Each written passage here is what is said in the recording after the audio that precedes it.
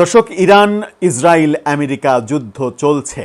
যুদ্ধ মাস গড়াতে চলেছে, তবুও যুদ্ধ থামছে না। যুদ্ধ আদৌ থামবে কিনা সেই প্রশ্ন উঠছে। যখন সেই প্রশ্ন উঠছে, ইরান ম্যাচাকার হয়ে যাচ্ছে। ইরান দাবি করছে তারা ইসরায়েলকে ম্যাচাকার করছে। যতটা ইসরায়েলকে না পারছে, তার চাইতে বেশি তার পার্শ্ববর্তী মুসলিম কান্ট্রিগুলো, সংযুক্ত আরব আমিরাত, সৌদি আরব, বাহরাইন, কুয়েত, ইরাক, এই দেশগুলো আক্রান্ত হচ্ছে এবং সবথেকে ভয়াবহ আক্রমণের শিকার হচ্ছে আরব আমিরাত এবং সৌদি আরব। সেরকম একটা প্রেক্ষাপটে এই যুদ্ধ থামবে কিনা সেই ব্যাপারে যুক্তরাষ্ট্রের প্রেসিডেন্ট ডোনাল্ড ট্রাম্প 15 দফা শর্ত দিয়েছেন এবং তার 15 দফা শর্ত যদি মেনে নেওয়া হয়, ইরান যদি মেনে নেয়, তাহলে এই যুদ্ধ থামবে, এমনটা ঘোষণা তার। সেই ঘোষণা কি ইসরায়েলের সঙ্গে আলোচনা করে তিনি দিয়েছেন, নাকি ইসরায়েল জানেই না তিনি নিজে থেকে ঘোষণা দিয়েছেন? কি বলছে অন্যদিকে ইরান? আর তার এই 15 দফার শর্তের মধ্যে প্রধান শর্তগুলো কি কি আছে, চলুন একটু জেনে দেখি। ইরান আমেরিকা ইসরায়েল যুদ্ধ থামার সম্ভাবনা আদৌ আছে কিনা? যে যুদ্ধ না থামলে সারা বিশ্বে জ্বালানি সংকট এমন পর্যায়ে যাবে যে সারা বিশ্বে অন্ধকার নেমে আসতে পারে, সেরকম একটা প্রেক্ষাপট নিয়ে আলোচনা করবে এই ভিডিওতে। থাকবেন পলিটিক্স টিভির নিয়মিত আয়োজনে।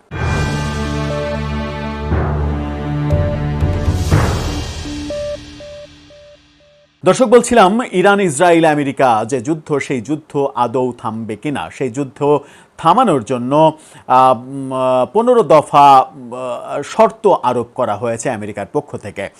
জার্মান গণমাধ্যম ডয়েচে ভেলে এই তথ্যটা নিশ্চিত করছে। ডয়েচে ভেলের শিরোনামটা দেখে নিন।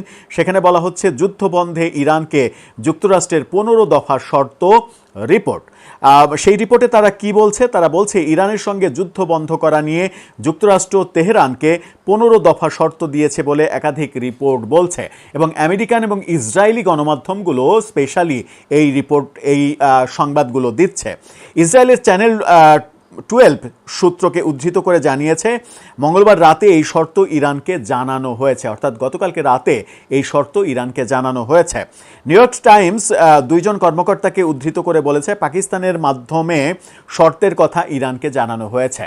এটা একটা বড় মেটিকুলাস ব্যাপার, কিন্তু পাকিস্তানকে মধ্যস্থতা করানো হচ্ছে ইরান আমেরিকার। এটা একটা বড় ব্যাপার, কারণ পাকিস্তান যদি এরকম কি বলবো যে দুতিয়ালি করার সুযোগ পায় আমেরিকার এবং ইরানের যুদ্ধের ব্যাপারে, পাকিস্তানের ভোল্টেজ অনেক বেড়ে যাবে। তারা বিশ্বে অনেক দাম নেওয়ার চেষ্টা করবে।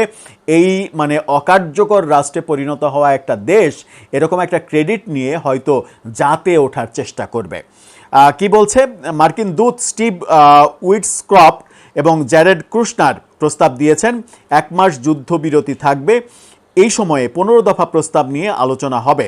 চ্যানেল 12-এর রিপোর্ট বলছে, এই পরিকল্পনার মধ্যে ইরানকে পরমাণু পরিকল্পনা থেকে পুরোপুরি সরে আসতে হবে, অর্থাৎ পরমাণু অস্ত্র তৈরির ব্যাপার থেকে তাদেরকে সরে আসতে হবে। এটা আর করা যাবে না। প্রক্সি সন্ত্রাসবাদী সংগঠন হামাস, হেজবুল্লাহ, এদেরকে সাহায্য করা বন্ধ করতে হবে। ইরানের যে বিভিন্ন সংগঠন হামাস, হেজবুল্লাহ, এদেরকে ইরান সরকার যে সহযোগিতা করে সেই সহযোগিতা বন্ধ করতে হবে এবং হরমুজ প্রণালীকে খুলে দিতে হবে। 15 দফার মধ্যে অন্যতম বড় 3টা শর্ত হচ্ছে এই 3টা ইরানকে মানতেই হবে। তারা বলছে যে, নিউ ইয়র্ক টাইমস জানিয়েছে, ইসরায়েল এই পরিকল্পনা মেনে নিয়েছে কিনা তা এখনও স্পষ্ট নয়। জাতিসংঘে ইসরায়েল দূত নিউ ইয়র্ক টাইমসকে বলেছেন, ড্যানি ড্যানন, তিনি জানিয়েছেন, যুক্তরাষ্ট্র ও ইরানের মধ্যে আলোচনায় ইসরায়েল নেই, এখনও হামলা চলছে, এটা চলবে। অর্থাৎ যুক্তরাষ্ট্র ইরানের মধ্যে যে আলোচনা হচ্ছে সেই আলোচনায় ইসরায়েলি নেই। যদি সেই আলোচনায় ইসরায়েলি না থাকে, তাহলে এই আলোচনা করে লাভ কি? কারণ মূলত যুদ্ধটা হচ্ছে ইসরায়েল ভার্সেস ইরান। ইরানের প্রেসিডেন্ট মাসুদ পেজেশকিয়ানকে ফোন করেছিলেন ফ্রান্সের প্রেসিডেন্ট ম্যাক্রো ফোন করে তিনি এক্সে পোস্ট করে বলেছেন, আমি ইরানের প্রেসিডেন্টকে বলেছি আলোচনা শুরু করতে, যাতে উত্তেজনা কমানোর একটা রূপরেখা পাওয়া যায় এবং ইরানের পরমাণু ও ব্যালিস্টিক প্রোগ্রাম এই অঞ্চলের অস্থিরতার কারণ না হয়। ইরানকে এক ধরনের কি বলবো যে সাজেশন দিচ্ছে কিংবা ইঙ্গিত দিচ্ছে। এই ইঙ্গিতটা ফ্রান্সের এমনই হচ্ছে বোধহয় যে সেটা আমেরিকার পক্ষেই যাচ্ছে।